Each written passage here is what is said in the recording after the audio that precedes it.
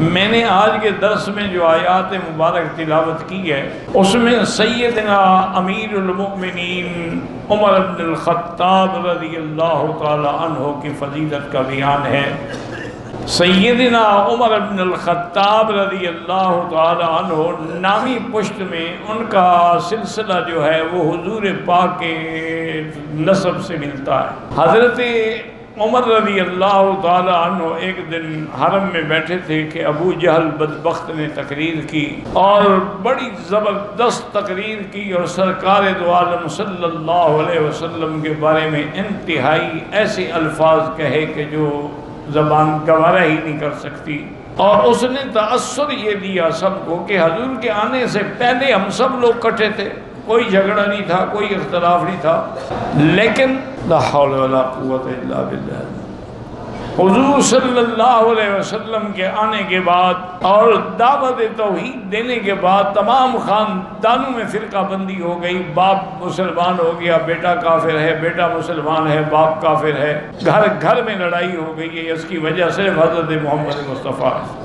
حضرت عمر رضی اللہ تعالیٰ عنہ سن رہے تھے، کھڑے ہو گئے، کہنے لگے دیکھو آج میں آپ سب کو گواہ بنا کے کہتا ہوں کہ آج میں فیصلہ کروں گا کہ سرزمین مکہ میں نے رہنا ہے یا حضور پاک نے رہنا۔ ادھر یہ مشورے ہو رہے ہیں اور ادھر حضور ہاتھ اٹھا کے بیٹھے ہیں، دعائیں کریں کہ اللہم اعز الاسلام بعد العمرین، اللہ ان دو آدمیوں میں سے کسی ایک کو مسلمان فرما دے، عمر بن الخطاب یا عمر ابن ہشام یعنی ابی جہل۔ حالانکہ اس وقت الحمدللہ سیدنا ابو بکر، سیدنا عثمان، سیدنا حمزہ سب مسلمان ہو چکے تھے، لیکن ابھی اتنی طاقت نہیں تھی کہ وہ دار ارقم سے باہر نکل کے اللہ کا نام لے سکے، اس لیے حضور دعائیں مانگ رہے تھے۔ عمر رضی اللہ تعالیٰ عنہ اپنے گھر سے نکلے اور ننگی تلوار ہاتھ میں لیے ہوئے غیظ و غضب میں بھرے ہوئے جا رہے ہیں کہ راستے میں ایک بندہ ملا، اس نے کہا الہ ہے، انہوں نے کہا بس میں جا رہا ہوں، آج میں نے نعوذ باللہ حضور کو شہید کرنا۔ انہوں نے کہا عمر حضور سے پھر مقابلہ کرنا، تمہاری تو بہن بھی مسلمان ہو گئی، بہنوئی مسلمان ہو گیا، پہلے اپنا گھر تو ٹھیک کرو پھر جا کے حضور سے مقابلہ کرنا۔ حضرت عمر اور آگ لگ گئی، جیسے آگ پہ کسی نے پیٹرول چھڑک دیا ہو۔ غصے میں آئے بہن کے گھر، دروازے پہ کھڑے تھے، اندر سے کچھ پڑھنے کی آواز آ رہی تھی، غصے سے دروازہ کھولا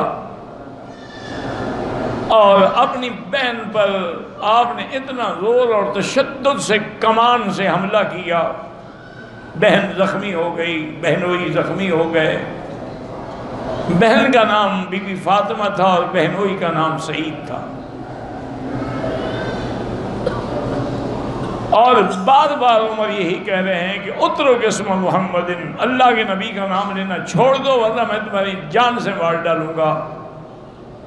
بہن مار کھا رہی ہے اور کہتی ہے عمر بات سنو، تم جس باپ کے بیٹے ہو میں بھی تو اسی باپ کی بیٹی ہوں، میرے اندر بھی تو خطاب کا خون ہے، تم میرے ٹکڑے ٹکڑے کر دو، میں اللہ کی توحید نہیں چھوڑ سکتی، میں اللہ کے دین پہ قائم ہوں اور قائم رہوں گی، جو کچھ تم کر سکتے ہو کر لو۔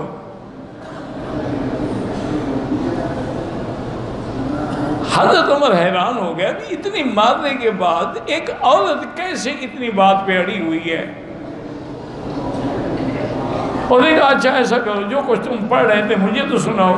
وہ کاغذ مجھے دو اوراق، انہیں چھپا دیے تھے کیونکہ اس وقت آیات اور صورتیں مختلف کاغذوں پہ لکھی ہوتی تھی، کوئی لکڑی پہ لکھی ہوتی تھی، کوئی کھال پہ لکھی ہوتی تھی۔ تو بی بی نے کہا کہ عمر یہ میں نہیں دے سکتی آپ کے ہاتھ میں، اور نہ تم پڑھ سکتے ہو، یہ اللہ کا کلام ہے، اللہ کا قرآن ہے، اور اللہ کے قرآن کو کوئی پلید آدمی ہاتھ نہیں لگا سکتا، تم پہلے غسل کرو پھر میں دوں گی تمہیں۔ حضرت عمر نے غسل کیا، بی بی صاحبہ نے آپ کو کاغذات عطا فرمائے، جب نظر پڑی تو اس میں سورۃ طٰہٰ کی ابتدائی آیات، طٰہٰ ما انزلنا علیک القرآن لتشقیٰ، إلا تذكرة لمن يخشى تنزيلا ممن خلق الأرض والسماوات العلى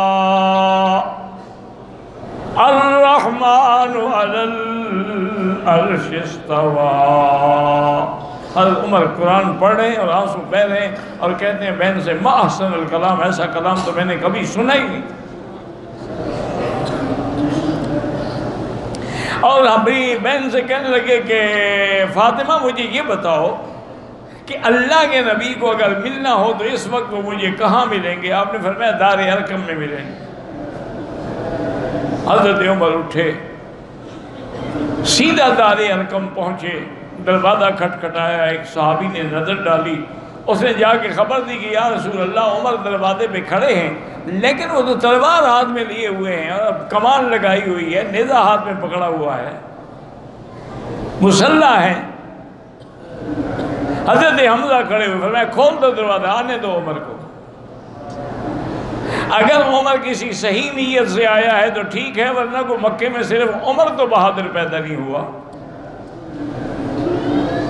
دروازہ کھولا، حضور کے چہرے پہ نظر پڑی اور عمر کی آنکھیں جھک گئی۔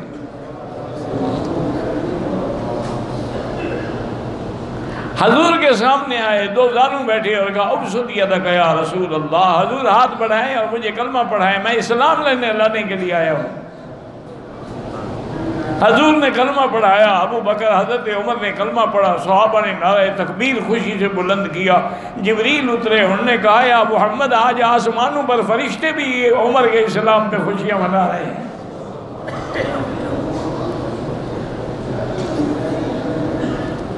نماز کا جب وقت آیا، تیاری کرنے لگے تو حضرت عمر کھڑے ہو گئے، انہوں نے کہا کہ یا رسول اللہ الاسرا علی الحق وہم علی الباطل، کیا یہ بات درست نہیں کہ ہم حق پہ ہیں اور کافر جھوٹے ہیں؟ انہوں نے کہا بالکل۔ انہوں نے کہا پھر یہ کیا بات ہے کہ یعبد اللات والعزیٰ فی الکعبہ، لات و عزیٰ کی عبادت کعبے میں کی جائے اور ہم چھپ کے یہاں نمازیں پڑھیں، آپ چلیں ہمارے ساتھ۔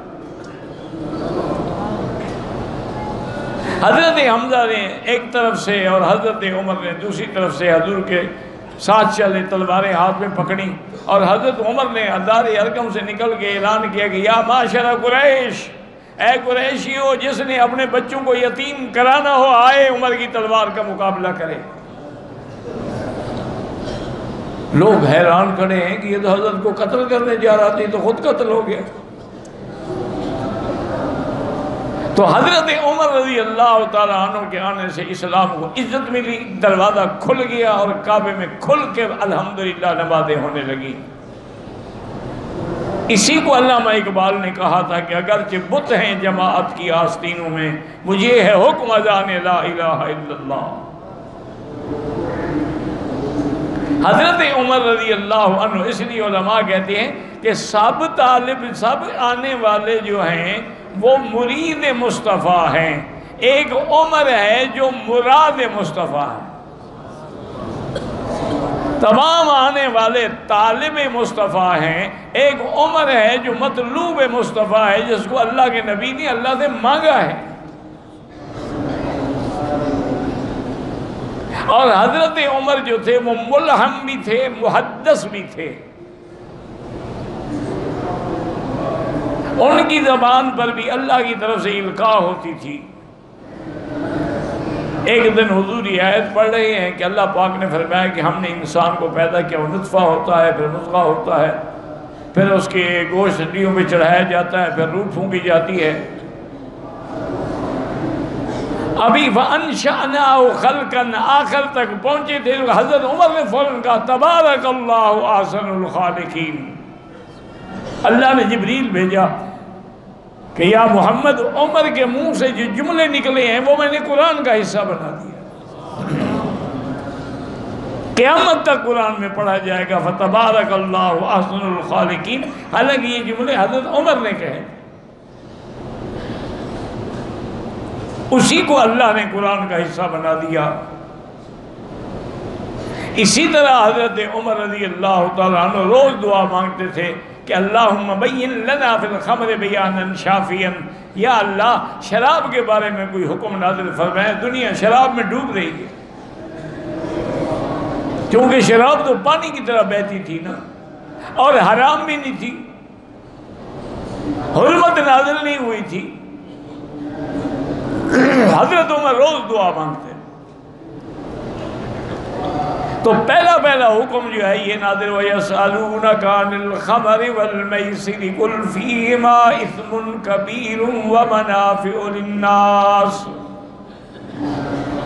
واسمہما اکبر من نفعہما۔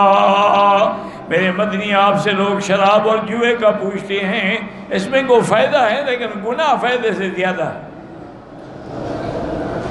اس آیت کے بعد کچھ لوگوں نے شراب چھوڑ دیا کہ بھئی جب گناہ ہے تو کیا ضرورت ہے ہمیں گناہ میں پڑھنے کی۔ حضرت عمر نے پھر دعا کی کہ اللہم بین لنا بیانا شافیا، کہ یا اللہ واضح حکم نازل فرمائیں۔ اب دوسری آیت اتری کہ لا تقربوا الصلاة وانتم سکارا حتی تعلموا ما یقولون۔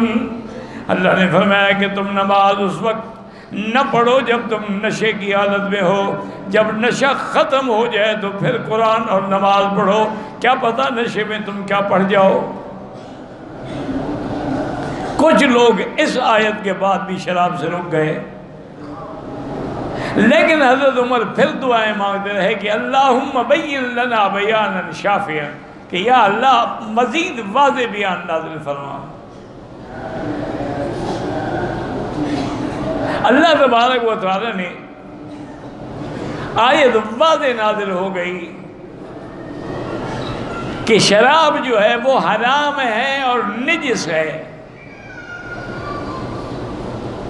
جب یہ حکم آیا تو سب صحابہ جن کے ہاتھ میں بھی اگر پیالہ تھا انہوں نے توڑ دیا، مٹکے توڑ دیے، سارے مدینے کی گلیوں میں شراب بہ رہی تھی، اور حضرت عمر پکار کے اللہم انتہینا انتہینا انتہینا، آپ کا حکم ہے، الحمدللہ ہم نے شراب چھوڑ دیا۔ تو حرمت شراب کا جو حکم ہے وہ بھی حضرت عمر کی دعائیں ہیں۔